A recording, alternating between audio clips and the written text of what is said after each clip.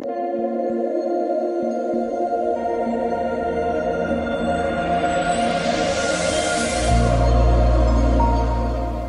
আলাইকুম, welcome to ice point.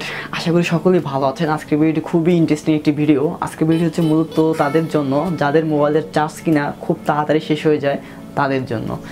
তো আমি কিছু টিপস দেবো, যে টিপসগুলো মেনে চললে আপনাদের মোবাইলের ব্যাটারি খুব তাড়াতাড়ি আর শেষ হবে না। তো এর জন্য ভিডিওটি সম্পূর্ণ দেখতে হবে ধৈর্য সহকারে। তো চলুন বন্ধুরা, বেশি কথা বাড়িয়ে আমরা ভিডিওটি শুরু করি। তার আগে নতুন যারা আছেন অবশ্যই সাবস্ক্রাইব করে হয়েছেন আমার পরিবারের একজন, আর যারা অলরেডি সাবস্ক্রাইব করেছেন তাদেরকে অসংখ্য ধন্যবাদ। তো চলুন বন্ধুরা, ভিডিওটি শুরু করা যাক। তো বন্ধুরা, আমাদের এক নাম্বার যে পয়েন্ট সেটি হলো আমরা কীভাবে মোবাইল চার্জ দিব, অর্থাৎ আমাদের মোবাইলের ব্যাটারিটা কত পার্সেন্ট পর্যন্ত চলে আসলে আমরা তখন মোবাইলটি চার্জ দিব।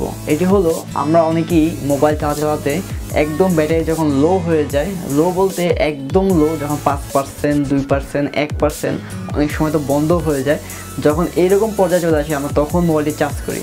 আসলে একটা খুব ভুল একটি কাজ আমরা সবসময় করি। আমাদের মোবাইলে অনেক সময় দেখা যায় 20%-এর নিচে আসলে একটি আমাদের নোটিফিকেশন আসে।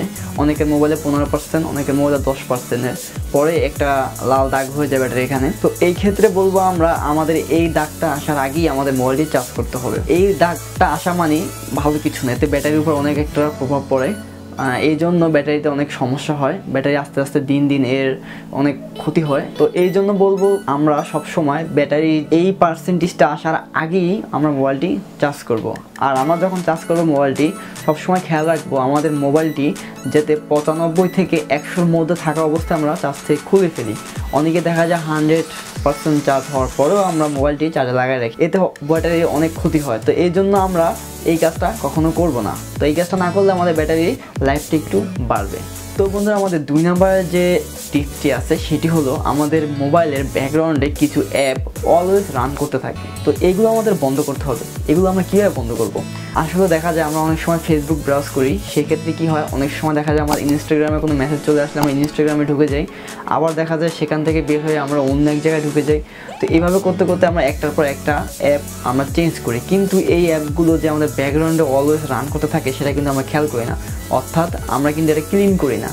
তো এটা আমাদের সবসময় ক্লিন রাখতে হবে। আমরা যখন কোনো অ্যাপ ইউজ করব, সেই অ্যাপটা যখন ইউজ করা শেষ, তারপর আমরা রিসেন্ট ফাইল থেকে এই অ্যাপগুলো সবসময় আমরা এটাকে ক্লিন করে ফেলবো। এতে কি হয়, আমাদের ব্যাকগ্রাউন্ড অ্যাপ অলওয়েজ রান করে না। আবার কিছু কিছু অ্যাপ আছে যেগুলো সবসময় অলওয়েজ রান করতে থাকে। এগুলোর মধ্যে কিছু আছে আপনার ফেসবুক, কিছু আছে আপনার হোয়াটসঅ্যাপ। তো এই ধরনের কিছু অ্যাপ আছে যেগুলো আমাদের ব্যাকগ্রাউন্ডে অলওয়েজ রান করে। তো এগুলো কীভাবে বন্ধ করবেন? এগুলোর যে অ্যাবাউট আছে, অ্যাবাউটে যাওয়ার পরে আপনি ওখানে ফোর্স স্টপ নামে একটা অপশন পাবেন, সেই অপশনটা অফ করে দিবেন, তাহলে আমাদের ব্যাকগ্রাউন্ড অ্যাপ এগুলো অফ হয়ে যাবে। তো অলওয়েজ আমরা যে কোনো অ্যাপ ইউজ করার পরে সেটিকে আমরা সুন্দর করে ক্লিন করে ফেলবো। তো বন্ধুরা, 3 নম্বরে যে টিপসটি দিব সেটি হলো আমাদের অনেকের মোবাইলে ডার্ক মোড অথবা রিডিং মোড, এই দুটি অপশন থাকে। অনেকের মোবাইলে ডার্ক মোড থাকে, আর না হয়তো অনেকের মোবাইলে রিডিং মোড থাকে, আবার অনেকের মোবাইলে দুটি অপশন থাকে। তো আমরা সবসময় চেষ্টা করব আমাদের মোবাইলে ডার্ক মোড অথবা রিডিং মোডটা অন করে দেওয়ার জন্য। এতে করে কি হয়, এতে করে আমাদের মোবাইলের চার্জ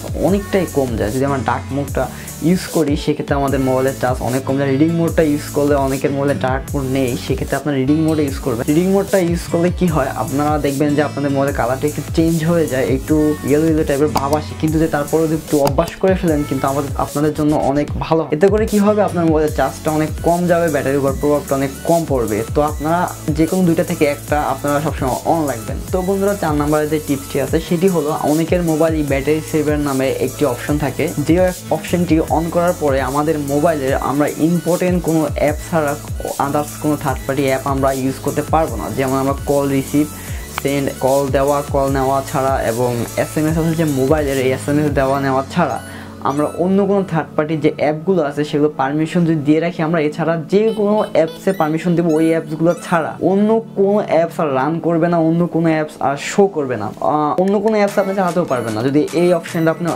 মোবাইল থাকে আর যদি অন করে দেন। তো এই ক্ষেত্রে কি হয়, অনেক লং টাইম ব্যাটারি ব্যাকআপটা আপনি পাবেন। তো এই অপশনটা অন করে রাখলে কি হবে, আমাদের মোবাইলের যে ব্যাটারি ব্যাকআপটা আছে আমরা দীর্ঘক্ষণ ব্যাটারি ব্যাকআপটা পাবো আমাদের মোবাইলে। তো লাস্ট যে টিপসটি আছে, এটি হলো আমাদের মোবাইলে অলওয়েজ আমরা একটা কাজ করি, সেটা নেট অন করে রাখি।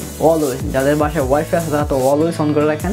আর অনেকে আমরা আছি মোবাইল ডাটা ইউজ করি, তারাও আমরা কী করি, আমরা অলওয়েজ ডাটাটা অন করে রাখি।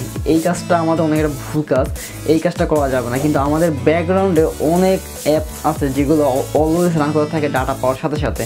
তো এই কাজটা আমাদের করা যাবে না, আমরা অলওয়েজ ডাটা অফ করে রাখবো, যখন লাগবে ঠিক তখন আমরা ডাটাটা ইউজ করব। ডাটা অন রাখলে অনেক আমাদের ক্ষতি হয়। এই ক্ষেত্রে মোবাইলে অনেক বিভিন্ন ধরনের ক্যাশ ফাইল এগুলো ডাউনলোড হয়ে থাকে, বিভিন্ন ধরনের আপডেট অটোমেটিকলি হয়ে থাকে।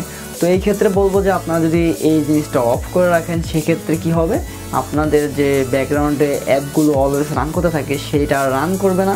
তো আপনারা কী করতে পারবেন, আপনার মোবাইলের চার্জটি অনেক কম যাবে। তো এই ক্ষেত্রে ব্যাটারি অনেক সেভ হবে। তো বন্ধুরা, এই 5টি ট্রিক যদি আপনারা মেনে চলতে পারেন তাহলে আপনাদের ব্যাটারিটা অনেক সেভ হবে। তো বন্ধুরা, সম্পূর্ণ ভিডিও দেখার জন্য অসংখ্য ধন্যবাদ। দেখা হবে অন্য কোনো ভিডিওতে। সেই পর্যন্ত ভালো থাকবেন, সুস্থ থাকবেন। আর হ্যাঁ, এখন যারা সাবস্ক্রাইব করেননি অবশ্যই সাবস্ক্রাইব করে পাশে থাকা বেল আইকনটি অন করে দিবেন, আর ভিডিওটি বেশি বেশি শেয়ার করবেন। আল্লাহ হাফেজ।